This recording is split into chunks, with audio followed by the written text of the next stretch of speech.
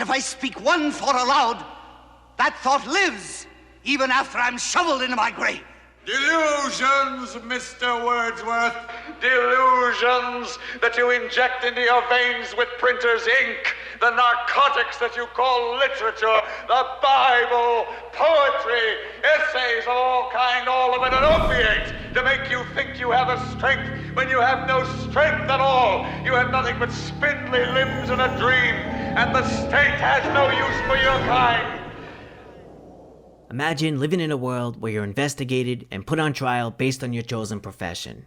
If you're found guilty of being obsolete, then you're sentenced to death. A very grim idea. Your occupation, Mr. Wordsworth? A librarian. A what? I know you hear me say this a lot, but this is another fan favorite. I'm excited to finally discuss The Obsolete Man here on the channel. It's an episode that's widely considered one of the more important entries in the series. The Obsolete Man was episode 29 from season 2. It was directed by Elliot Silverstein and written by Rod Serling. As always, spoilers are ahead. This is not a new world. It is simply an extension of what began in the old one. It has patterned itself after every dictator who has ever planted the ripping imprint of a boot on the pages of history since the beginning of time. But like every one of the superstates that preceded it, it has one iron rule. Logic is an enemy and truth is a menace. The Obsolete Man would be a great introduction to the fifth dimension for those who may be unfamiliar with the show. It features a stellar script by the series creator that touches on some of the heavier topics the show would become known for. This particular story takes place in a world very much in line with George Orwell's 1984. Wordsworth, Romney, obsolescence. This is a dark cautionary tale that explores the harsh reality of a society dominated by a totalitarian regime. In this case, identified only as the state. You're a bug, Mr. Wordsworth, a crawling insect. An ugly, misformed little creature who has no purpose here, no meaning. In this world, the state has banned all books. So, by declaring himself a librarian, Mr. Wordsworth has essentially signed his own death warrant. I am a human being. You're a librarian, Mr. Wordsworth. The Obsolete Man stars the legendary Burgess Meredith as Romney Wordsworth, a name that itself is a clever play on words. This is one of 4 episodes which featured Meredith, and it's the first time I'll be taking a look at his work. There's an almost casual manner in the way Romney's trial is handled that demonstrates how far this world has fallen. But the real hook here is the banning of books. This act is an outright attack on self-knowledge, history, art, culture, and ideas. As Romney is grilled by the Chancellor, who's played extremely well by Fritz, we explore just how far this state has gone in terms of overreach. The Chancellor compares Romney's vocation to a minister who would claim his duties are to preach the word of God. However, such a man would also be deemed obsolete, as the state has proven God does not exist. And with that, we get pushback from Romney. There is a God. The state has proven that there is no God. You cannot erase God with an edict. Needless to say, the Chancellor and the court find Wordsworth guilty and sentence him to death within 48 hours. But where things get even more interesting is the state allows for Romney to choose his own method of execution. But he has a few unusual requests. He asks for an assassin who will keep his method of execution private, and he asks that his death be televised, live, nationwide. Ah, Mr. Wordsworth, that can be arranged indeed. It's almost disgusting to see how gleeful a Chancellor is to grant Romney his televised death. Agreed, Mr. Wordsworth. We will choose your liquidator and send him over to you. Burgess Meredith and Fritz play off each other really well here, and these opposing roles allow them to show off their acting chops. On one side, we have Romney Wordsworth, a relatable everyman. He's a man of faith, character, and conviction. Wordsworth is simply the latest victim of the state's witch hunt. This is a subtle and understated performance from Meredith, and considering the way this all pans out, it makes sense that Romney leans into being the little guy. The little guy is often underestimated, but we'll come back to that. The Chancellor, on the other hand, is as ruthless and cutthroat as they come. Initially, he almost feels like a smug bureaucrat. However, he springs to life like a predator when faced with Romney Wordsworth. A librarian. having to do with books. By this point, I've covered many episodes of the classic series, some of which featured the devil himself. But this Chancellor ranks right up there in terms of villainy. Fritz Weaver appeared twice in a Twilight Zone, his previous appearance being in the Season 1 episode, Third from the Sun, in which he played a very different role than we see here. So this episode stands as a testament to the skill of Weaver and Meredith. Both men turned in unique performances throughout their runs in the series, but for my money, they're at their very best here. We follow up with Romney back at his room shortly before his execution. As requested, a camera has been installed to broadcast his final hours live to the nation. We also learn that Romney has summoned the Chancellor for some unknown reason, and this is where we get down to the nitty-gritty. All pretenses drop, and things get more personal. Turn around, face the camera. That's right. And don't stifle your emotions. If you feel like crying, go ahead and cry. The elephant in the room, so to speak, previous dictators, are acknowledged. Hitler. Hitler, of course. Stalin. Stalin, too. But their era was not one of excess. It was simply not going far enough. So, if it wasn't already clear, the Chancellor, our representative of the state, is horrific in every sense of the word. Mr. Wordsworth eventually reveals his chosen method of death is via a bomb, which has been planted in his room and is set to go off at midnight. Now, when the Chancellor discovers the door is locked and he's trapped inside, the entire dynamic fundamentally changes. What kind of idiocy is this, Mr. Wordsworth? You've locked the door. It's at this point that the Obsolete Man truly comes together. Romney Wordsworth has been baiting the Chancellor all along, and seeing this plan fall into place is incredible. On a recent rewatch, I even noticed Romney locks the door and hides the key when the Chancellor comes in. It's a subtle moment easily missed on a first watch. The transition from war of words to a game of death is perfect. The clock is still ticking, but now both men are doomed. After Romney has successfully trapped the Chancellor, he doesn't let him off the hook for any of the jabs the Chancellor has spewed along the way. Guards! Someone, anyone! You're cheating the audience. You're not facing the cameras. The Chancellor knows he's been bested by Romney. He underestimated this meek librarian, and now he's paying the price. As viewers, we may wonder, will anyone actually come and rescue the Chancellor? That's doubtful. As Romney points out, the state is supposedly all-powerful. The Chancellor is meant to be a portrait of strength and courage. Surely he'll face death with dignity, right? But suddenly, in the eyes of God, there is precious little to distinguish us.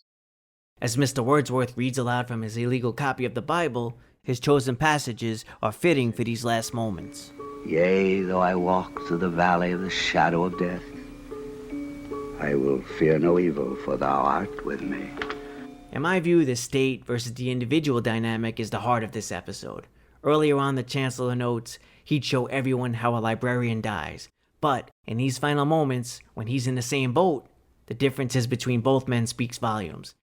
There's many action movies where at some point the villain realizes he's done for, and we get one final shocked expression before he plunges to his death or is blasted away.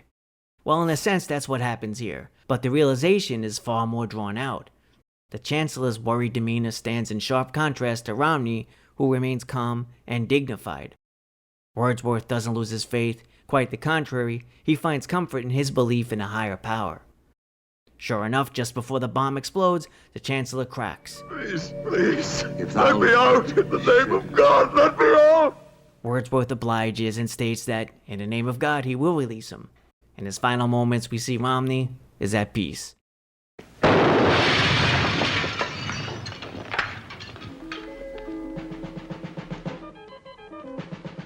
In the final scene, the Chancellor returns to the courtroom. However, he quickly learns his ordeal with Wordsworth isn't going to be simply swept under the rug. You have disgraced the state. You have proven yourself a coward. You have therefore no function. You are obsolete. Now, if you thought that Romney's 48-hour death sentence was hasty, well, the Chancellor is immediately convicted. And as he screams and pleads, his former peers surround him, and we get one of the more disturbing moments in the entire series.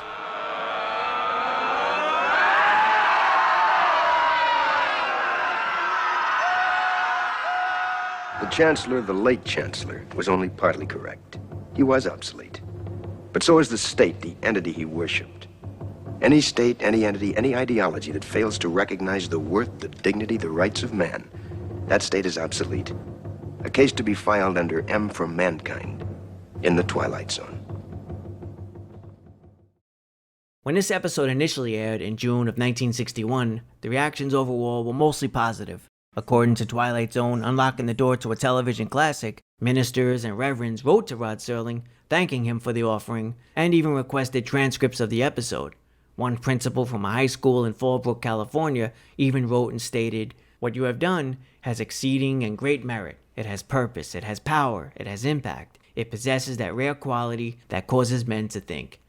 It wasn't all positive. Rod also received unsigned postcards accusing him of communist leanings. And one even stated, "We watched your pro-commie program. Do you believe books can save us?"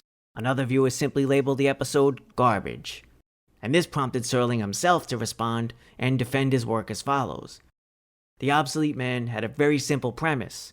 It was simply that you cannot destroy truth by destroying the printed word. You cannot undignify man by destroying him. You cannot wipe away a belief in God by an edict. And sooner or later, every dictatorship must of necessity fall, because sooner or later, thinking people of courage will overthrow it. It's easy to find the similarities between this story and dictatorships from the past. Hitler and Stalin were name-dropped, and Serling himself notes, this isn't a new world, it's an extension of what began in the old one. And we can certainly draw modern comparisons as well. However, this tale was wisely crafted in a broad manner. The Obsolete Man speaks more to the basic rights and freedoms of every individual. This is a story where all books are banned, all religions are outlawed, and any given individual can be criminalized for any flimsy reason that suits the state. Old people, for example, clutch at the past and won't accept the new. The sick, the maimed, and the deformed. We eliminate them. There's a very wide net cast in The Obsolete Man.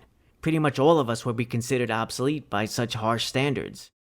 Dystopian fiction like this had been explored before, but The Obsolete Man stands well enough on its own as Rod Serling's take on this subject. And I love that all we need to tell this great story are two locations.